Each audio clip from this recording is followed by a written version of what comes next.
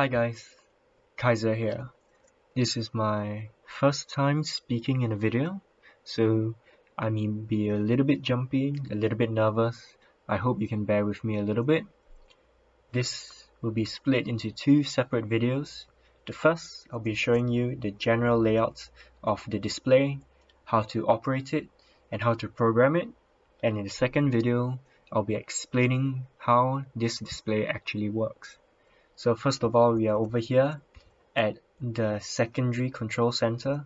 If you right click on this node block down here, it brings you to the main control center where you have your basic functions again, some basic information, and a little bit of few controls. Over here you have your preset binary data inputs that goes down the line into the router, which is that, your preset programs down here, and where you can do your own programming later on using structure blocks. So this is the router. It separates, which routes binary data into 4 separate lines. So the yellow being a color signal, a blue being a column signal, a red being a row signal, and a green being an operator signal. That signal travels to a decoder control unit, and then throughout the rest of the decoder. So the operator, the green circuit, actually has two separate decoders, one for the column and one for the row. So most of the operators are column or row specific, except the clear all signal, which clears all settings. Basically clears everything. So it goes through all the way here up to this line down the wall, down there, through those rails which alter the selection of the column or row selection.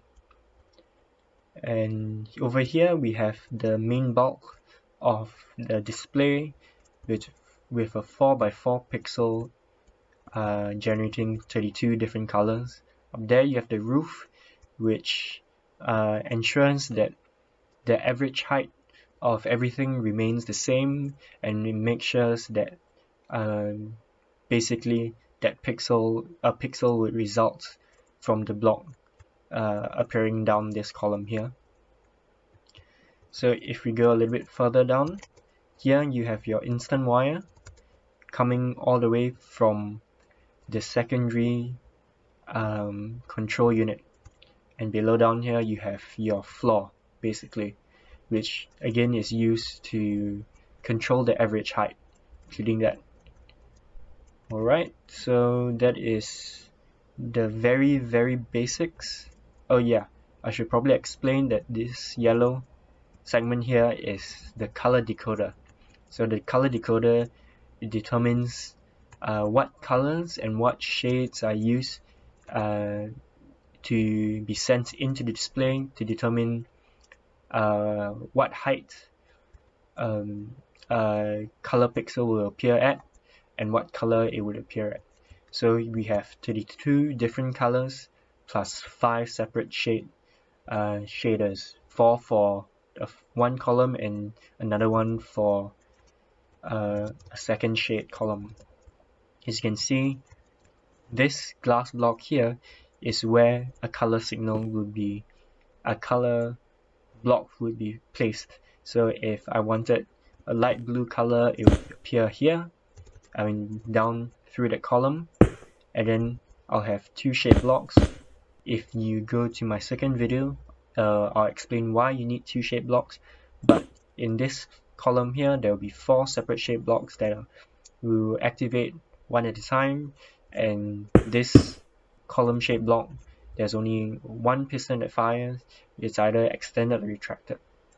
So you have 3 indicators for in this case column, and over there you have rows, and over here you have your column indicators here too, to show whether a column is selected or deselected.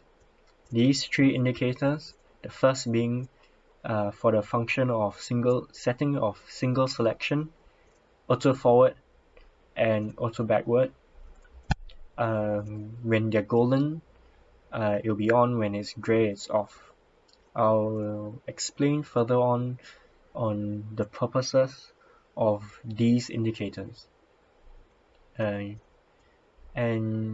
yep, that's basically it for the general layout of my display.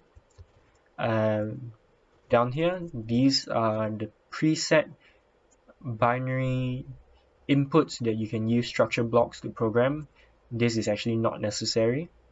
Yeah, you can delete all of this if you want, but if you ever get confused, you can go down here and check what kind of basically what kind of operations, or double check what kind of binary data is required for that selection, operator.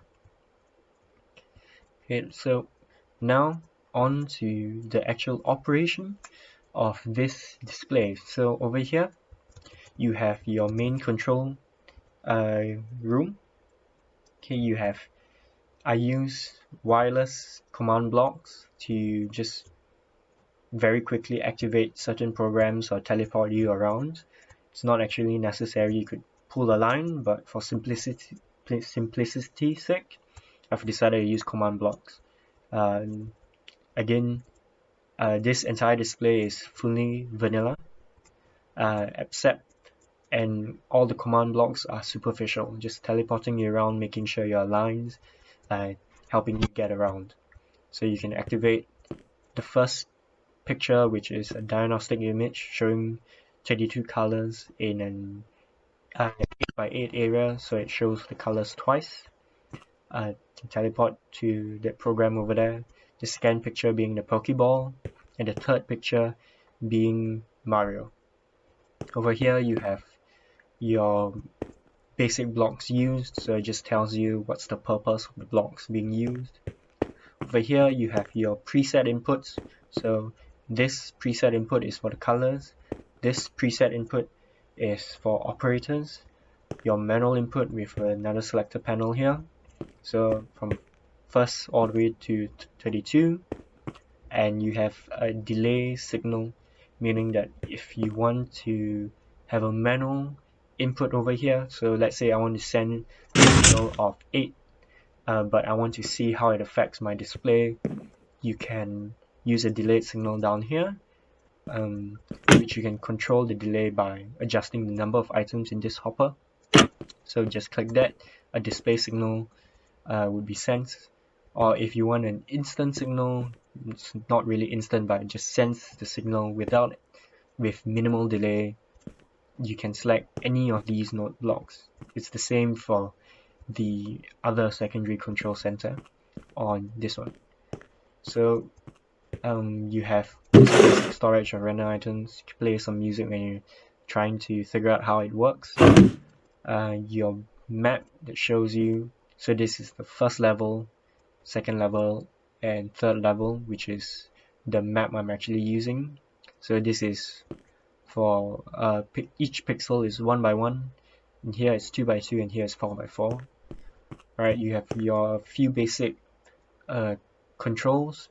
So whenever you select the delayed signal, a sound will play, you can mute it. So right now it's actually on, but you can mute it if you want to by just turning it off. You can turn off the manual input so that you can just mess around with it without actually sending the signal over. You can turn off the preset input. The final gate you can turn it off too, but in order to make it as compact as possible, I've attached observers to pistons. So whenever you turn it on or off, there's a chance that a signal of 255 would be sent. It actually means nothing because it selects everything, so that is goes to the operator signal and nothing registers 255, so it should be fine.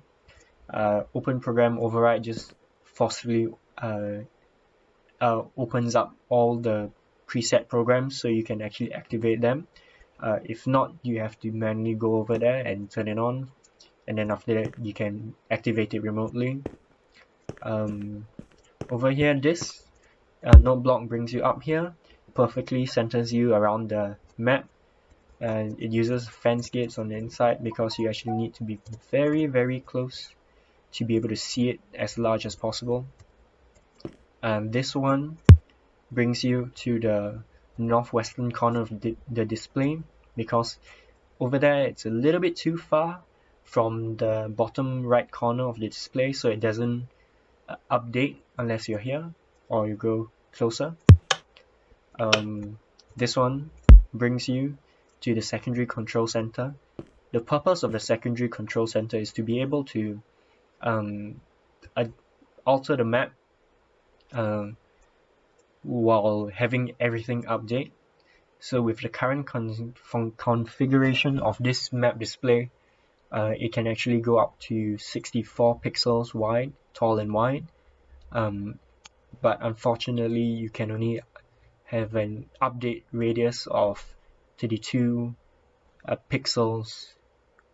32 pixels. So 16 to the left, 16 to the right. That's why we're on the bottom right part of the display right now.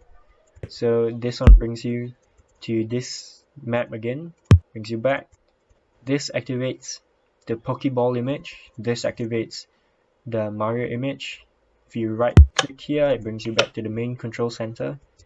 And yep, so a thing about the preset inputs is that it activates whenever you toggle that lever.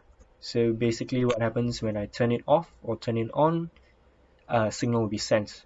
So if I just turn that off, so right now whatever happens, no signal will be sent. But when this lever is on and this lever is off, select toggling this and toggling that both sends a color signal in this case. And over here, when you toggle said lever, a signal will be sent. When you do many operations at once, so let's say you want to change the color of the entire display at once, it can get a little bit laggy. So you have this redstone lamp and a node block playing every time it is ready to send another signal. So unfortunately, because a lot of things occur, sometimes a 4 redstone tick is actually longer than 0.4 seconds, if I'm not wrong. So sometimes you have to wait a little while longer. Alright, so that's another basic explanation of the control center. So now on to the operators, which are one of the main things to consider when you're trying to operate the display. So to the left here, these two columns are for the column selection on display, and these two columns here are for the row selection of the display. This one is to clear all selections. So you can read more from my guide here. I can just read what everything means using the signs over here.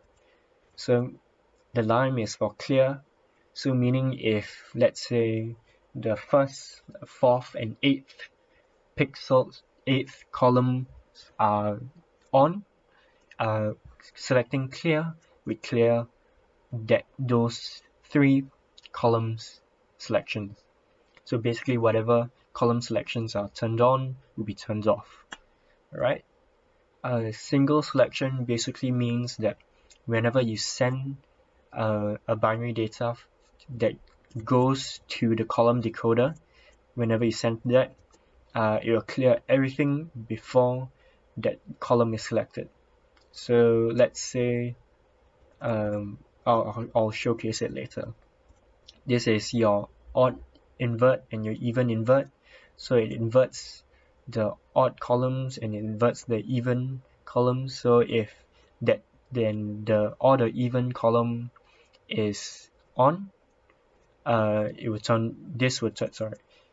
If the column is on, it will turn it off. If the column is off, it will turn it on. So every time you click it, it inverts. Then you have your shift forward and your shift back. So shift forward basically means that if a column is on, when shifting forward, the column to the right of it, for in this case, would turn on, and the current column would take the states of the one to the left of it. So that's for shift forward, and then for shift backwards, it's the opposite way around, and your auto shift forward and auto shift backwards, meaning every time you select a color, it shifts it for you. In that way, you can draw lines or draw a rainbow very quickly, because what you do, you just select the first column with auto shift forward, and as many rows as you want, then you just select what colors you want and draw a rainbow from left to right. So we'll move on to the second control center to be able to see the entire map update at once. Right, so over here, very similar, but the clear all signal or reset selection signal is over here. Okay. So what we're going to do is that we're going to clear, change the color of everything. So right now you have a Mario. If I do column odd invert, takes a while, but now every odd column would be turned on, as you can see this by the golden pixels at the top used. Let's say now I want to turn on single selection for the column. You'll see that the top left indicator is selected. So now if I choose to turn on the fifth column, everything else should clear and only the fifth column should remain on. In this display, because I use binary data, everything starts from 0. So 4 is the fifth pixel. So if everything is off, this is the first pixel, and this, with the 4 on, is the fifth pixel. I send the signal through. It will take a while because we're a little bit far and there's a lot of things happening. As you can see, now the fifth pixel is on. If I were to fire it again, nothing would change. The fifth pixel would remain on. In this scenario, I could invert the odd again, invert the even, and now everything but the fifth pixel would be on. And as you can see, if I were to decide to change it now the ninth pixel I want the ninth pixel to remain on and everything else to be off. Send a signal again. Takes a while. Now the ninth pixel is on. +1, one to the right, sorry. Another one. And now I'm gonna skip a little bit. Send a signal. Oops. Yep, as you can see, the column is constantly being changed and there's only ever one column selected when you send data through the manual input directly to the column decoder. If I were to turn off single selection, again just toggle it. Every time you toggle it, it sends a signal. So now that's off. I can select multiple, which was what I was trying to do, but I failed a little bit. Let's start at the fourth pixel. +1. Another one.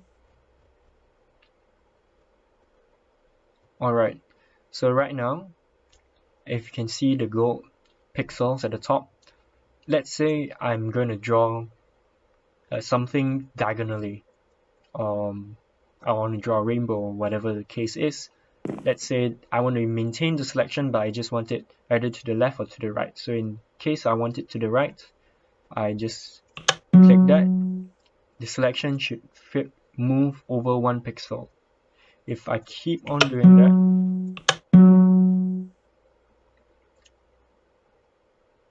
it's at the very last part, and if I shift it one more time, the final column will be shifted out and it will become an off selection. So now if I shift it back, that is gone. If you want to do it quickly, you could just send one signal to get rid of it, but this is just to show you that it doesn't actually maintain the selection when it has exceeded the boundaries of the display.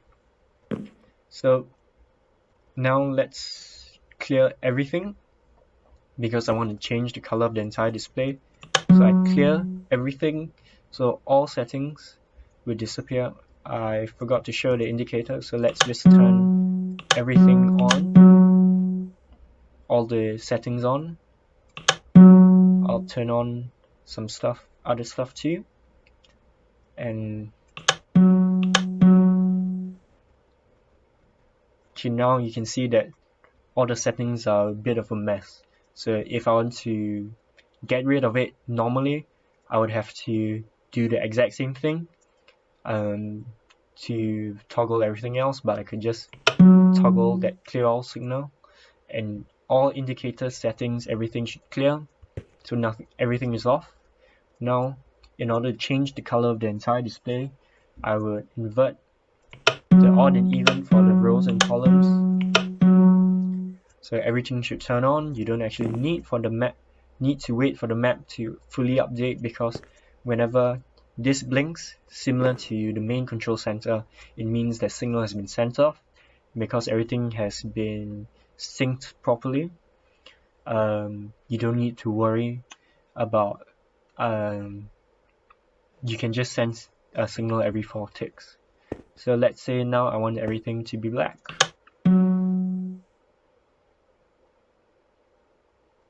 Takes a while because I'm changing the color of the entire screen, so my computer will slow down a little bit. So now everything is black. I will clear the column in this case, selection for the column. So now the entire column is cleared, and I will select the very first column.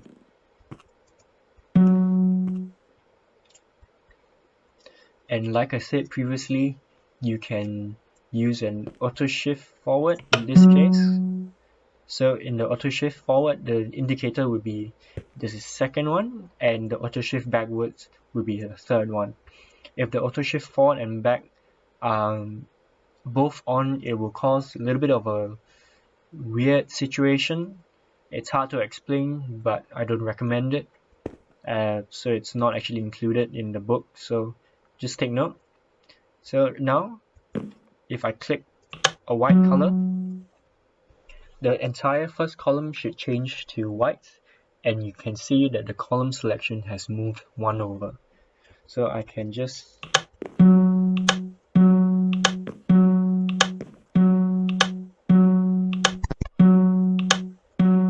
and now I can very easily draw a rainbow.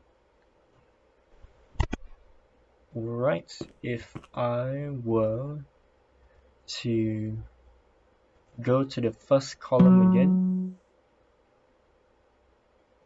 and I should have, I'll just clear everything, select everything,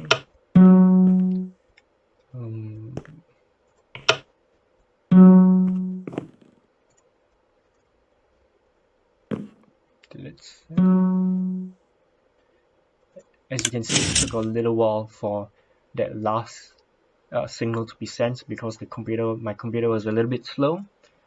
And now I selected the row, so now I'm going to select the first column, first row. I'm going to select auto forward for both columns and rows, and right now I will draw a diagonal rainbow colored line.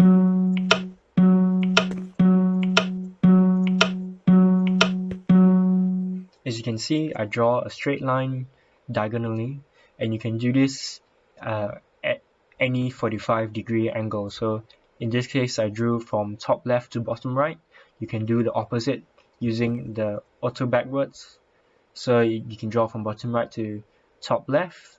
You can draw a straight line, you can draw a vertical line, you can draw from top right to bottom left, but the other way around. So that is how you use your auto shift forward. If you have a lot of time and you're too lazy to figure out an efficient manner of generating an image, what you could do is you could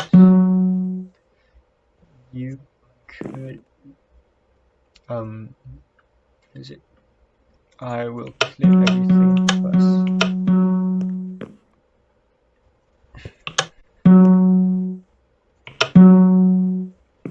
Alright, you would turn on single selection. As you can see, it's a little bit slow. Single selection for your row, single selection for your column 2 again, and in this case, auto shift forward for your column. And in this scenario, you can draw pixel by pixel, the top row first, then the bottom row, the top row, the next row, and the next row. I just draw.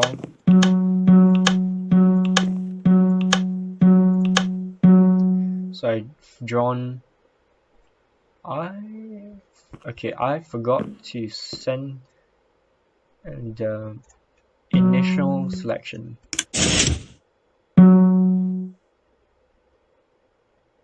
Alright, now everything should work.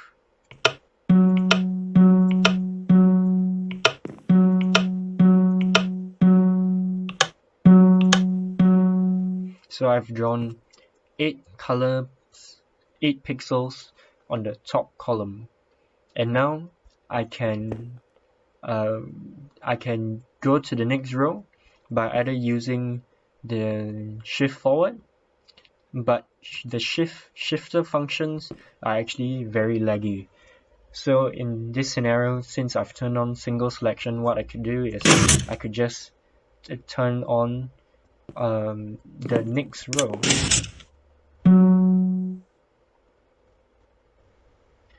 which allows you to go to the next row, and then you can continue. I don't need to draw black because it's already black. You see, I forgot to change the column back to the first one. So that's what I should have done. Let's just ignore that. I'll go to the next row, and then now I go to the column. So I'm going to draw it from left to right again.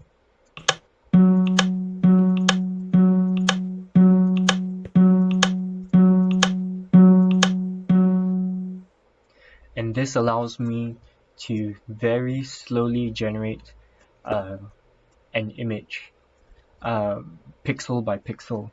We have a 4 redstone tick interval between each pixel, and 8 redstone tick interval between each row. So this is actually the most inefficient means of generating an image. So that is pretty much how to operate that signal. If you want to use the manual input, you don't really need to use the manual input other than selecting your rows and columns. But if you do, all of this, the operators and colors have a binary equivalent, which you can see from my guide book. So it's a decimal value over here. There's not enough space for the binary data.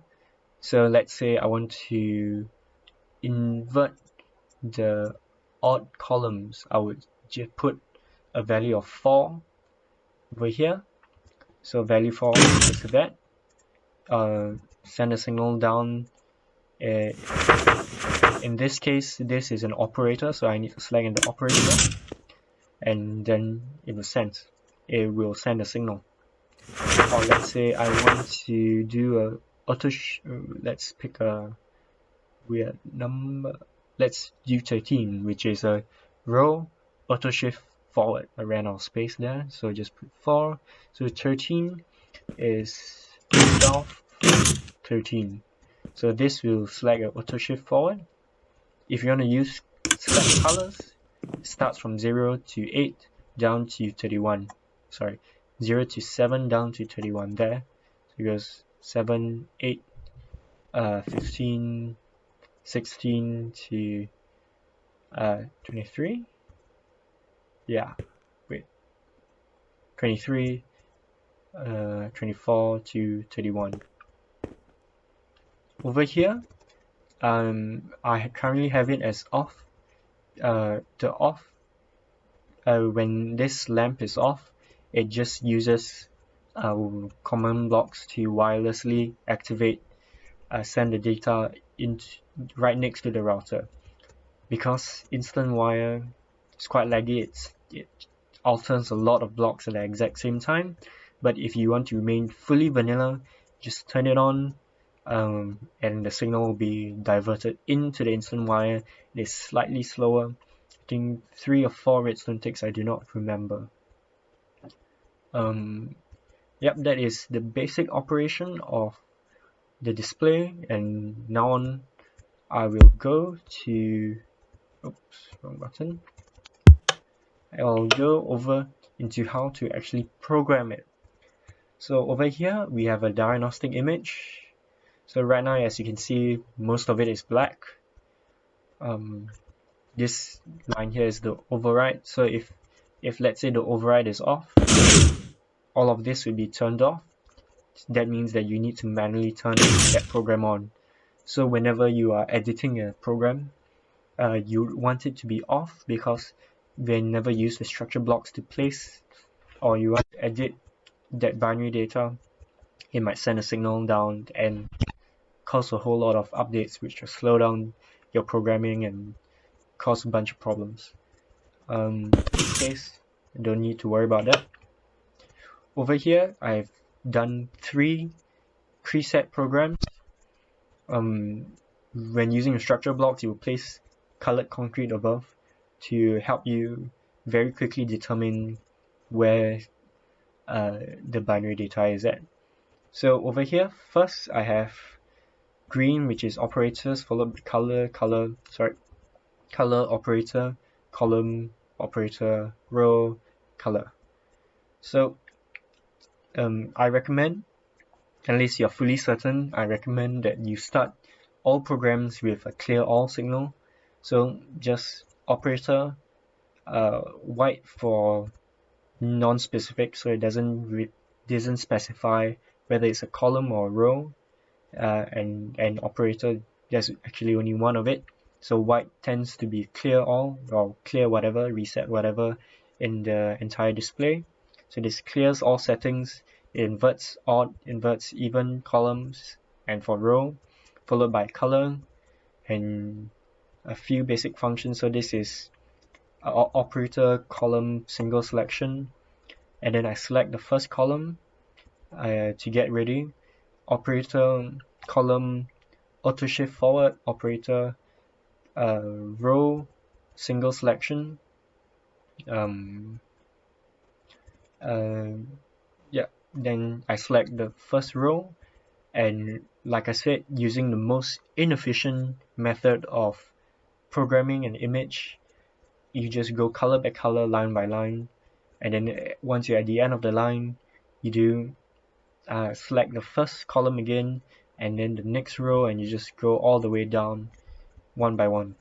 So in this case, that's 1, 2, 3, 4, 5, 6, 9. So that's 90 bits. 90 bits. Sorry about that. 90 bits times 0.4 is 36 seconds.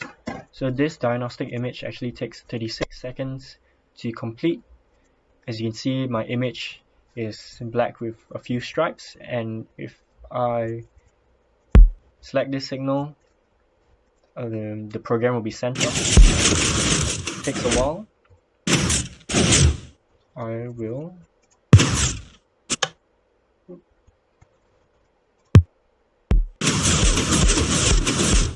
show you are the very most basic means of programming shape image. So as you can see, it goes line by line, left to right.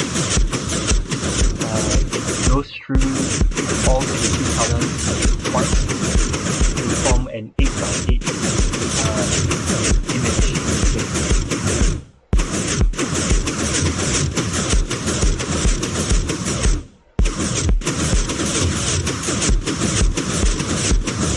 One more line. As you can hear, the router has stopped working, so that means the signal is still being sent and being resolved throughout the rest of the display. And now you have your diagnostic image. So you can use this as reference. It uses the concrete colors and terracotta colors to have 32 separate colors. Over here, I have my second image, which is the Pokeball. Over here, I have my third image, which is the Mario. So once you have finished programming everything, you will need to shift this observer 1 over and this line here 1 over, such that everything has a 1 space gap in between. Because I'm using Rails, we are very limited by space in between. That's just it also makes it easier to program. So over here, I have started the image with the clear everything. So what I input, I'll be, oh, that is wrong, it's all clear. Alright, so you use structure blocks to program it. So it starts with O operator, all clear in this scenario. And then now I select the first column and the 14th row, and I select color yellow.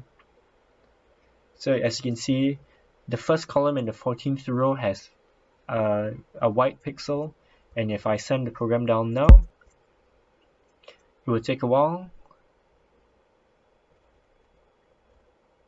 and there you have it. So what happens is that it just sends the program.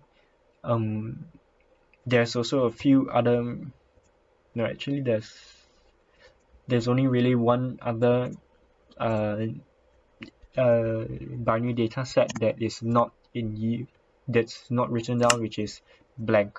So you don't really actually need to put a blank, you can just skip the line if you want to. But other than that, all the information is in here. So first you start with C for column, R for row. I couldn't use C again for color, so P for pigment, O for operators. I've done preset numbers for column and rows from 0 to 31, and for colors it uses all 0 to 31. Then you have your OAC, all selection clear, for your operators, or you can start it off with O followed by C for column, R for row, and the basic functions here. So that will help you determine what kind of program you're going to use. Also, at the very end of a program, I would recommend you end it off with a clear all signal again, such that there's going to be no confusion when you run another program. So just start and end with this. So for both of these, the Pokeball and Mario, because it was such a large image, I decided to use intelligent programming to shorten the time it takes to generate.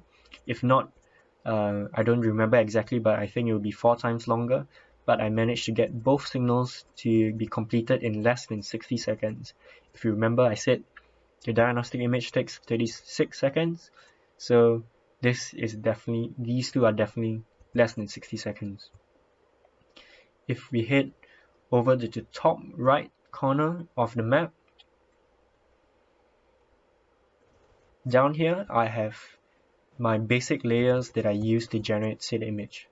So what I did was that first I selected all the columns and I inverted all odd and even, and then I got rid of the first column and the last column. Did the same for down below, so the border is here. So this is the wrong button. This is the first image, and then this onwards is the second image.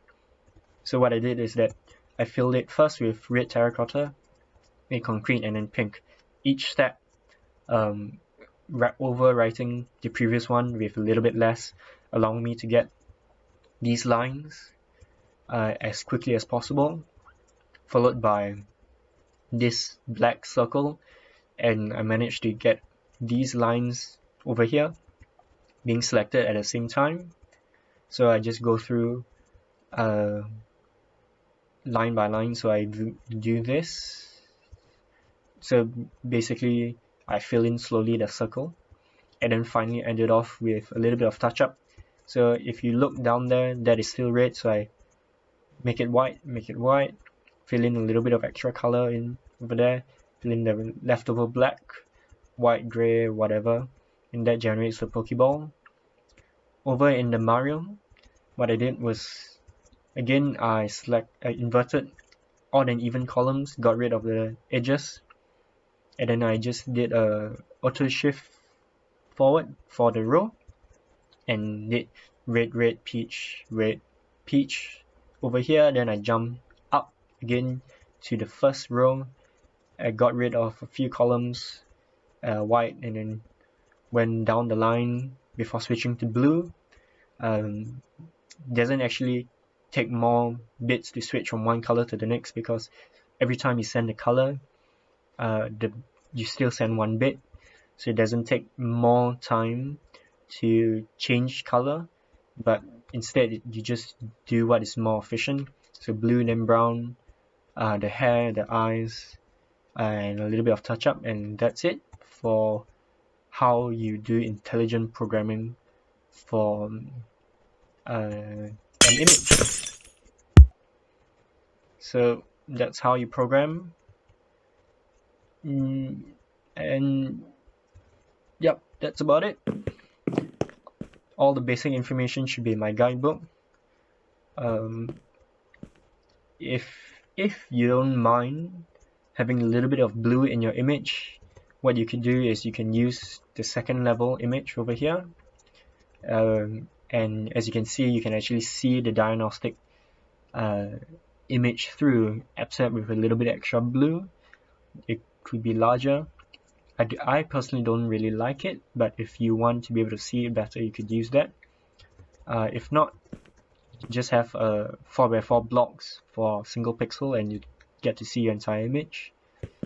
And oh yeah, one more thing, there is a chance that if you accidentally send signals too close together, the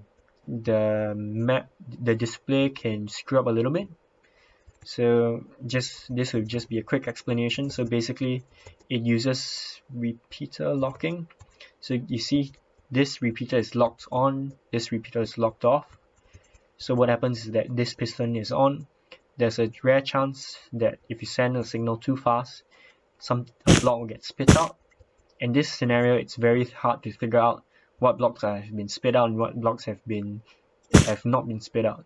So the easiest way to fix this is to, if you want to use a program, color everything, each color. So select the entire image and go through each 32 different colors. If not, you can, give me one sec. You can, oh, wrong. Clear everything.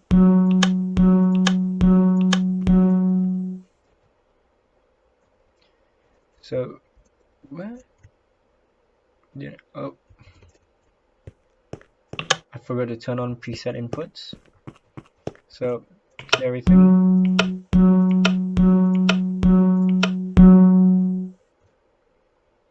So everything, all the selections are on. And if you go down here, you can select every single line and shade so it extends every single piston.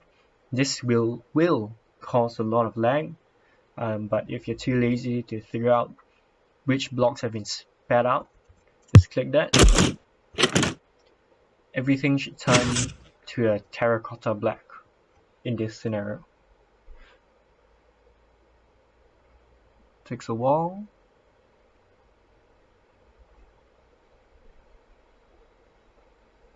So what has happened is that all the pistons have been fired, so they are all extended.